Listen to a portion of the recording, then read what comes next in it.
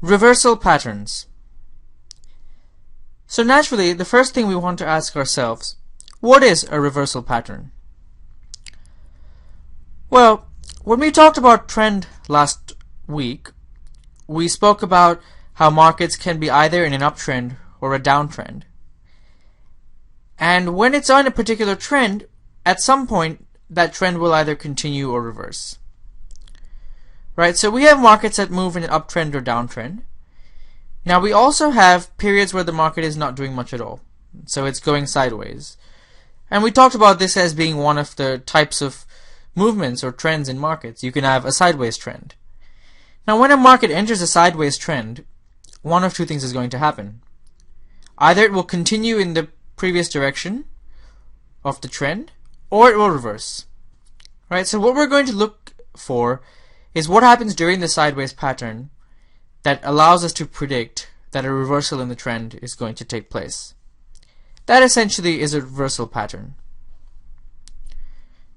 Next point, what is a pattern? A pattern refers to a formation or shape made on the chart by a price movement. So all we do is we plot the price on a graph and we look at the pattern made by the points on those graphs.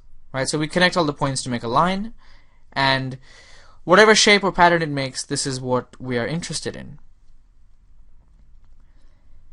And in this lecture we'll be studying reversal patterns, which are essentially patterns that we observe during sideways movement that indicate a high likelihood of a reversal in a trend. Right? So we're looking for patterns that tell us, okay, now the trend is going to change. And there is a reason for why these patterns will work. It's not just voodoo science, just a particular drawing means that this will happen. There is rationale behind it, which we'll go through over the course of the lecture. So one important point we should make is that we're talking about patterns here, and when we talk about patterns in the lecture, we're going to have specific formations. But in real life, that is in practice, patterns don't appear exactly as we describe them. So we won't necessarily have a pattern appear in the exact formation that we've talked about. Instead, there will be approximations. And when we go through real examples, we'll see this, and we'll talk a little bit more about this later and the implications of this. Reversal patterns. What are the ingredients we need in order for a reversal pattern to occur? And what are some of the common features of reversal patterns? Let's go through these now.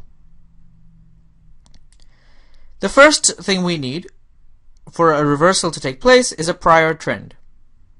That's simple enough. So in order for a reversal to occur, we need to have had a prior uptrend or prior downtrend.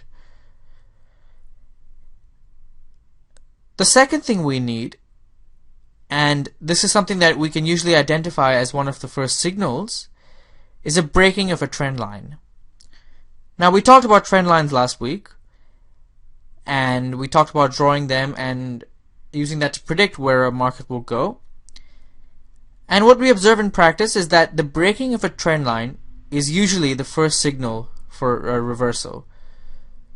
The breaking of a trend line doesn't imply that a reversal is imminent. It just is one of the signals that potentially leads to a reversal.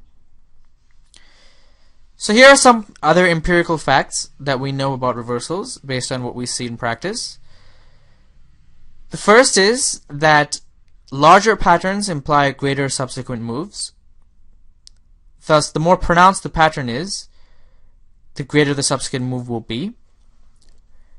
And by larger, we mean vertical distance. So we're thinking about if it's a head and shoulders pattern, which we'll talk about a little later, the distance between, say, the up and the down movement is quite high rather than quite small. So large means vertical distance, movement up and down the price.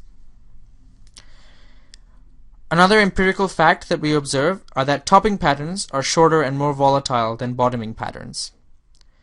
So topping patterns are when a price reaches a top or a maximum and then reverses downwards, and bottoming patterns are when the price reaches a low and then reverses upwards. So this means that when we're trying to look at the top of a market, it's shorter and more volatile than the bottom of a market.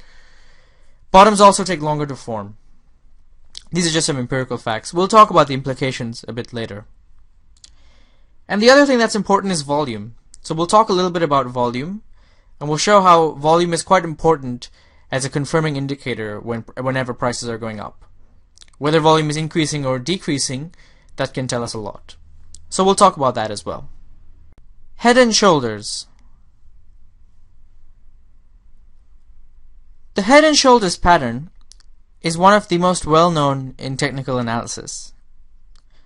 Chances are, even if you don't know what the head and shoulders pattern looks like, you've probably heard of it. So what we're going to do now is talk about this pattern. We'll talk about what it is, how it works, why it works, and then we'll look at a couple of examples. We'll look at a diagram showing us what it exactly looks like, and then we'll also look at a real price series and identify it within that. So the head and shoulders pattern looks to identify the end of an uptrend and the start of a downtrend. So it's a reversal pattern that looks to call the top of a market. And what we'll see later on in this lecture is that many of the reversal patterns are actually variations of the head and shoulders pattern. Now the head and shoulders pattern has 3 peaks. Now if you remember when we talked about trends in prices, we talked about like an uptrend, for example, being increasing peaks and troughs, right? So peak is essentially the high of a price, the trough is the low of a price, and this can overall go up or down. So the head and shoulders pattern has 3 peaks, 2 shoulders on the right and the left, and 1 head in the middle. And the basic shape of this is that the 2 shoulders on the right and left are lower, the peak is lower than the one in the middle. Right? So when we're looking at how the pattern will work, the price will first make a peak at the left shoulder, then it will make a higher peak at the head, then the next peak will be lower than the head, that's the right shoulder, and that indicates now that your reversal is taking place. So here are some other features we should be aware of. So we talked a bit about volume being important. So part of the head and shoulders pattern is to see that volume should be falling when the price is making the second and third peaks. And especially for the third peak. So if we have the 3 peaks that make the head and shoulders pattern, then that third peak should be on lower volume, right? Which indicates that there's much less confirmation of that third peak being an important upward move. Now, apologies if you can't visualize it, if you're having trouble with that. We'll come to a diagram in the next slide, so just bear with me. So let's talk a bit more about what the pattern looks like. So hopefully you can visualize now the 3 peaks, with the center one being higher than the other 2. And the 3 peaks will have the same base level, or neckline as it's referred to, and this serves as a support. So where the peaks start, right, so that is the bottom of the peak, if you think of them as mountains, right, it's like the base of the mountain. So the 3 peaks should have the same base of the mountain. That's called the neckline. The neckline doesn't have to be completely horizontal, it can be slightly slanted as well, so it doesn't need to be exactly the same, but it should be close. And this neckline serves as a support for prices. Right? If you remember, we talked about support and resistance previously. Now what happens after the price makes the third peak? Well, after the third peak, the price falls and breaks through that neckline. Right? So this neckline that's been the support of these 3 peaks, the price now breaks through. When the price breaks through that neckline, that signifies the completion of the head and shoulders pattern. In addition, it also signifies the start of a new downtrend. Right? So if we're looking at this pattern, we'll see it developing sometimes whenever we're trading, but when it actually gets completed is when the price breaks through that neckline after making the third peak. And a couple of other observational factors we see after this has occurred. First of all, the previous neckline that was once a support now becomes a resistance level. If you remember, we talked about in the previous lecture support and resistance levels turning into one another following breaks. And occasionally we will see a return move to the resistance level before the downtrend continues. So a price might break through the neckline, but then come back up a bit towards the neckline before continuing to fall down. And this occurs sometimes. So this is essentially how the head and shoulders pattern works. Next thing we will do is go to a diagram so we can visualize exactly what happens. Head and shoulders diagram. What we have here is a diagram showing us the head and shoulders pattern. So on the diagram we can see the three peaks, and we can see that the center peak is higher than the left peak and the right peak. And this blue line here is the neckline. So now what we're going to do is just go through what's happening on this graph and show you how this completes the head and shoulders pattern. So you can imagine, for example, the price is initially down here somewhere. It's on an uptrend, so it's kind of carrying on up here. You can follow my red pointer here. And it makes a peak here. And this is the left shoulder. Okay. Then it comes back down to this point before going back up, seemingly continuing its uptrend. This becomes the head. Then the price comes back down towards the same neckline that's the support level that we talked about earlier. And this time when it goes back up, it doesn't go up as much as it did up here. So this is now the right shoulder. Okay. Following the right shoulder, it then goes down, and here's the important point. It breaks through this neckline. So then the price, having broken through this resistance level, having broken through the support level, which is the neckline, now carries on downwards. And this signifies the start of a new trend. And we talked about earlier, sometimes there's a return to the neckline, so sometimes the price might go up from here, for example, up here before coming back down. Right? Now look at this pattern. We can see the head and shoulders shape. We can see that the two smaller peaks are the shoulders and the middle is the head. It's a fairly simple pattern. Essentially we have three tops with the middle one being the highest, and the lower peak after following the head indicates that a downtrend is about to occur. Okay? The next thing we will do now is go and look at this as a real example. Head and shoulders example. What we have here is a chart, and this is the value of the rupee against the dollar. You can see in the corner it says INR, and this is in 2009, late 2009 to early to mid 2010. Now what I've done over the course of the lecture is pulled out various different graphs of financial prices of different assets over different time periods to illustrate different examples. So this is just one. Now we're going to find the head and shoulders pattern on this graph. Now it may not be very clear when you first look at it where it might be. It's actually in the center. So let's take a look. So what we have here, if we go over here, essentially, this point here is my neckline. So what we have here is an uptrend carrying on, right? So the price is here, it's going up. This here is the first peak. Okay, that is the left shoulder. Okay, this here is the second peak, that's the head. And then this bit here, okay, here and here, this is the right shoulder. And you see, once after making the left shoulder, then making the head, and then making the right shoulder, it then breaks through this neckline here and carries on a downtrend for some time to come. Now as you can see from this chart, the pattern is not exact at all. Right? It doesn't look much like the diagram we looked at earlier where it occurs in perfectly. And this is what will be the case with all patterns that we look at. A lot of the times they are just approximations, and we have to find them. So in this case, even though we have a fewer little peaks within all this, we still can use this as an approximation to show us the head and shoulders pattern.